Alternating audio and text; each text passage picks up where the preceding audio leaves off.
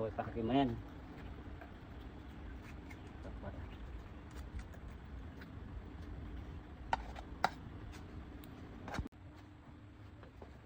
được không? Tin tốt rồi. Sai. Đâu có phải lắm. Bên trong này, anh ấy nhọc luôn bên thân nào?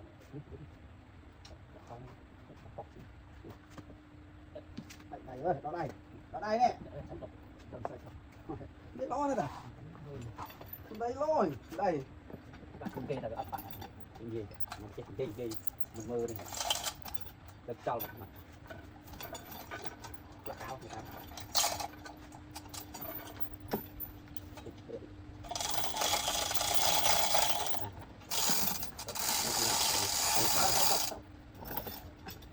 Không chua gì. Bằng tập được.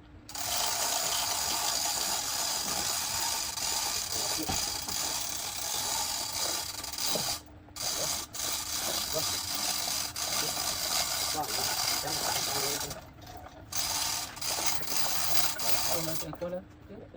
Ê, đó lên đắp. Không đắp cái cao. Đắp trong bột nửa. Cái này bột nửa là bụng. Sao đây?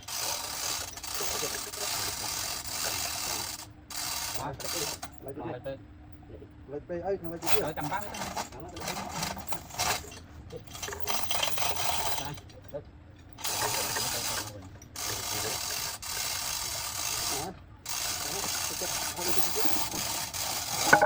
Lấy cái thái mà.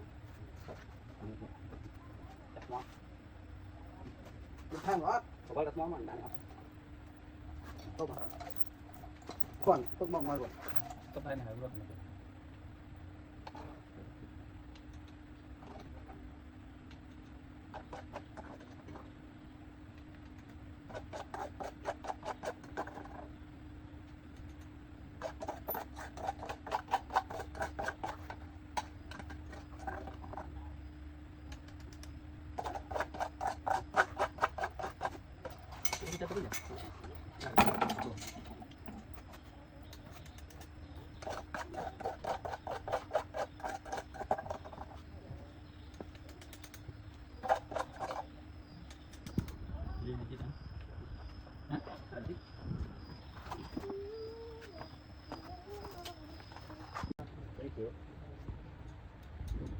Không nặng nè.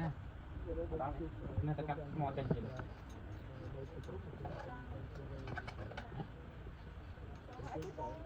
Này cái này mình trồng.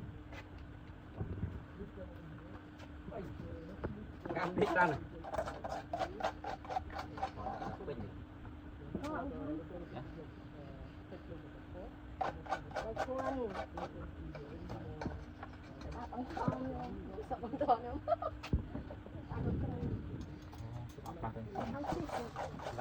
Đã bác hơi rồi thưa các bạn rồi. Đây mà cái này ta. Đây thợ mình nó mang đến đây mà. Được bạn hỏi. Hai rồi. Rồi, nhà dân hơi rồi.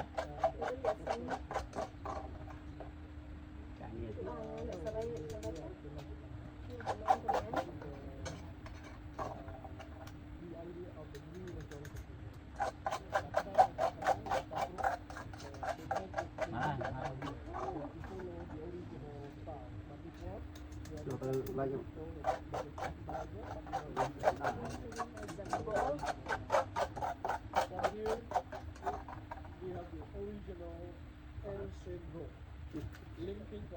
Này mình phải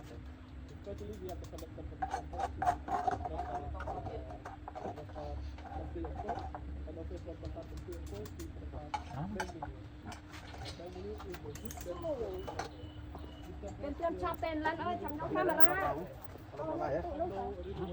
lặt mỏ Ủa, đừng đi cá thiên lạ đi. Ồ, con đi. โอเคโอเค Mò rồi lẹ lạ nè. Bỏ kia hôm nay nãy mò nãy là bên ăn phỏng. Phỏng nó. Ở trong ở đây là โอเคเชือกนี่ค่ะและส้มตีบเชือกมันหนึ่ง cho nó nữa ได้ไหม เชือกเห็ดด้ามาของก้อยเทิน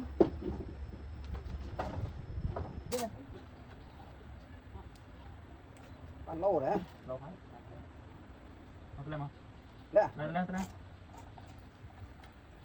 คือทอมตะบ้านอะไรกันนะ rồi việc này là lấy hả Một mày sặc rồi. ê con này đây con này mà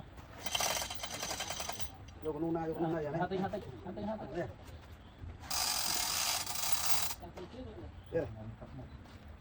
Chặt cua phải tới.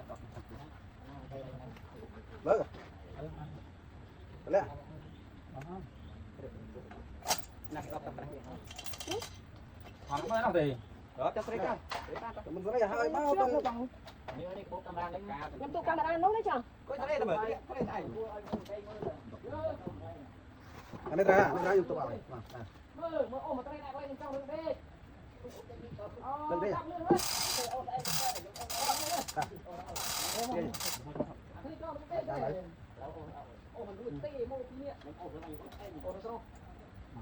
đây ok à nó lên tận trái đấy Thật lâu mất. lạnh thế vậy thật lạnh thế vậy để cuộn lạnh thế vậy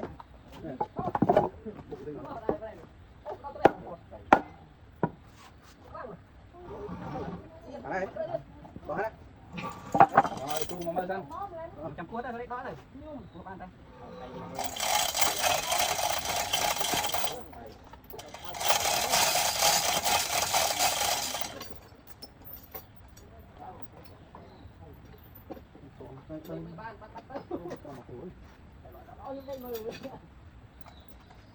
Bacala.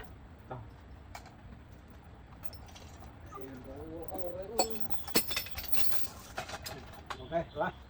Hả? Đừng lắm. Đây chúng nó thấy thiệt. Con, tay cho nó.